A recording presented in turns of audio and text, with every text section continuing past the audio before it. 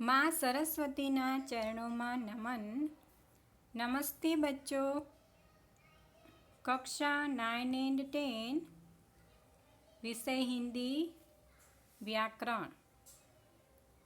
अगले वीडियो में हमने समास की परिभाषा क्या है, समास के भेद कितने हैं और कौन कौन से हैं, और समास के भेद को याद रखने की ट्रिक कौन सी है, और समास का पहला प्रकार द्वंद्व समास।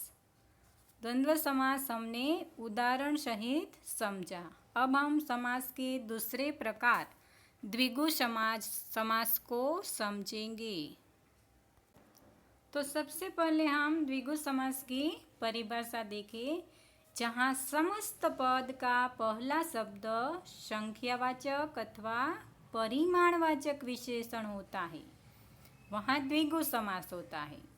तो हमें क्या याद रखना है कि द्विगु समास में पहला पद है वो संख्यावाचक अथवा तो परिमाणवाचक विशेषण हो, और यह भी याद रखना है कि समस्त पद है, समस्त पद यानी समास, वह किसी समूह का निर्देश करता हो तो उसे द्विगु समास कहा जाता है।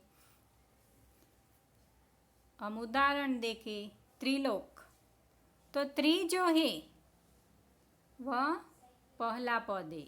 हम आगे सीख गए हैं कि समास में दो पद, उस प्रथम पद जो है उसे पूर्व पद भी कहा जाता है, और उत्तर पद यानी जो दूसरा पद है उसे उत्तर पद भी कहा जाता है। तो यहाँ त्रि है वह पहला पद है, और लोक है वह दूसरा पद है। तो परिभाषा क्या है द्विगु समास की कि पहला पद संख्यावाचक विशेषण होता है। विशेषण के बारे में हम जानते हैं कि जो पद संख्या दर्शाता हो उसे संख्यावाचक विशेषण कहा जाता है। जो परिमाणवाचक शब्द है, माप बताता है, उसे परिमाणवाचक विशेषण कहा जाता है। तो यहाँ त्रि जो है वह पहला पद है और वह संख्या दर्शाता है। कौन सी संख्या? 3। 3 लोगों का समूह। जो पूरा समास है वह समूह का निर्देश करता है कि 3 लोगों का समूह। इसके बाद चौगुनी, चौ यानी 4, नवरात्र अथवा तो नवरात्रि है, तो पहला पद नव है, दूसरा पद रात्रि है, तो नवरात्रियों का समूह। पंचनद यानी 5 नदियों का समूह। चतुष्कोण, उसका हम विग्रह करें तो 4 कोण वाला, तो यहाँ 4 जो है वह संख्यावाचक विशेषण है। तो यहाँ त्रि, चौ, 9, 5, 4 आदि संख्यावाचक विशेषण है, और समास के पहले शब्द यानी समास का पहला पद है, इसलिए यह द्विगु समास है।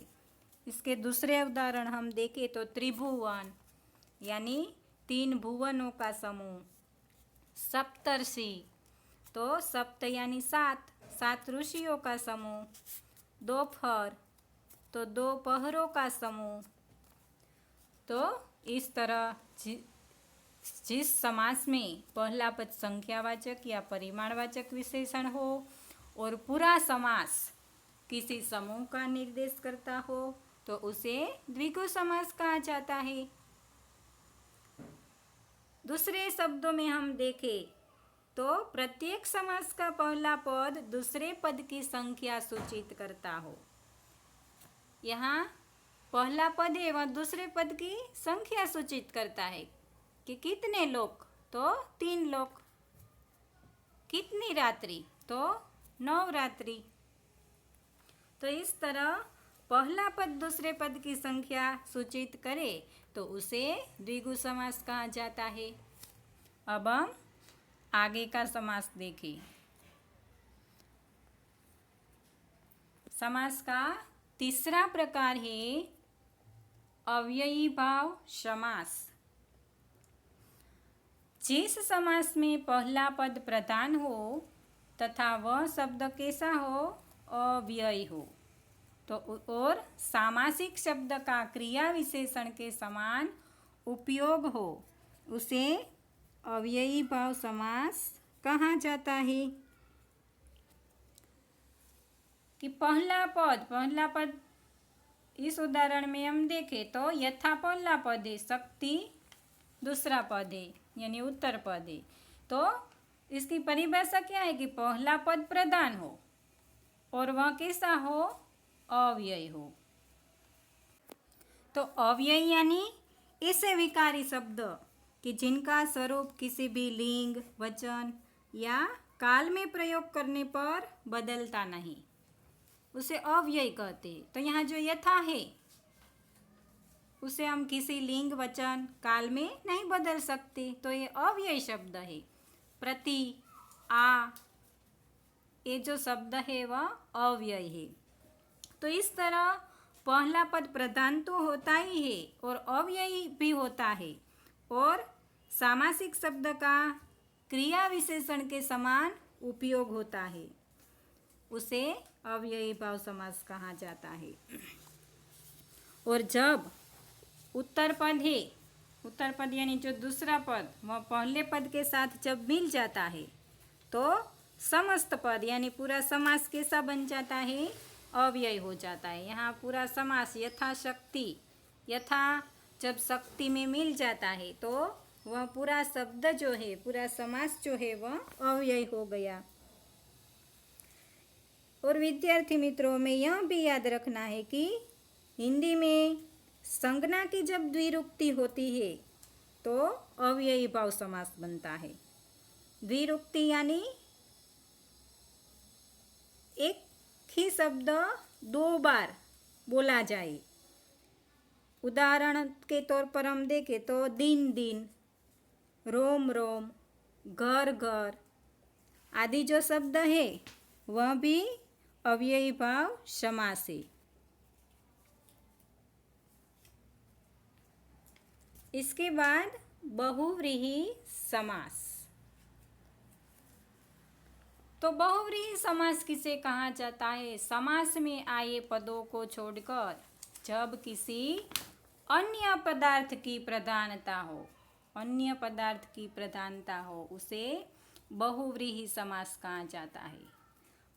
समास में जो पद है उसे छोड़ दिया जाता है और अन्य पदार्थ की ओर इशारा किया जाता है, उसे बहुव्रीहि समास कहा जाता है। कि जैसे यहाँ उदाहरण है कि लंबोदर, दशानन, चतुर्भुज, पीताम्बर।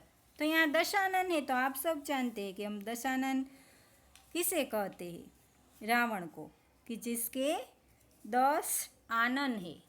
आनन यानी मुख, 10 आनन, आनन यानी मुख। तो पहला पद 10 है, दूसरा पद है आनन। तो यहाँ दोनों पदों को छोड़कर ये दोनों पदों छोड़ दिए, और जब दोनों पद मिल जाते तो एक अन्य पदार्थ की प्रधानता हो जाती है कि दशानन, कोई दूसरे के लिए ही यह शब्द निर्देश किया जाता है। इस तरह चतुर्भुज यानी चतुर यानी 4 और भुज यानी पूजा वाला, चतुर्भुज। तो इसमें कोई भी पद प्रधान नहीं होता। यह भी हमें याद रखना है कि बहुव्रीहि समास जो है इस समास में कोई भी पद प्रधान नहीं होता। यहाँ 10 भी प्रधान नहीं है, आनन भी प्रधान नहीं है, पर जब 2 पद मिलकर तीसरा पद बनाते हैं तब वह तीसरा पद प्रधान होता है। यहाँ 10 और आनन ये 2 पद मिलकर तीसरा कौन सा पद बनाता है? दशानन। तो दशानन पद प्रधान बन जाता है। तो ये 2 पद को छोड़कर कोई तीसरा ही पद प्रधान है। तो इस तरह बहुव्रीहि समास जो है उसमें पहले या दूसरे किसी पद का प्राधान्य नहीं, किंतु पूरा समास किसी अन्य की ओर संकेत करता है। यहाँ लंबोदर है तो वह लंबा उदर, लंबोदर यानी उसका पहला पद है लंबा, दूसरा पद है उदर। तो दोनों पद प्रधान नहीं है, पर जब हम लंबोदर कहते हैं तो वह समास प्रधान बन जाता है और पूरा समास है वह किसी अन्य और की संकेत करता है। तो लंबोदर हम गणेश के लिए कहते हैं। इस तरह पीताम्बर, तो पीताम्बर सामासिक शब्द है, वह श्री कृष्ण का वाचक है कि जो पीत अंबर धारण करते हैं। पीत यानी पीला और अंबर यानी वस्त्र। पीत और अंबर दोनों प्रधान नहीं है, पर जब पीताम्बर दोनों पद मिल जाते हैं तब तीसरा पद बनता है पीताम्बर। तो ये पीताम्बर पद है वह प्रधान है और श्री कृष्ण अथवा विष्णु है वह पीताम्बर धारण करते हैं, इसलिए पीताम्बर सामासिक शब्द है, वह श्री कृष्ण या विष्णु का वाचक है। इस तरह दशानन रावण का वाचक है। तो जिस समास में कोई भी पद प्रधान न हो और जो अपने पदों से भिन्न किसी संज्ञा की विशेषता सूचित करता हो उसे बहुव्रीहि समास कहा जाता है।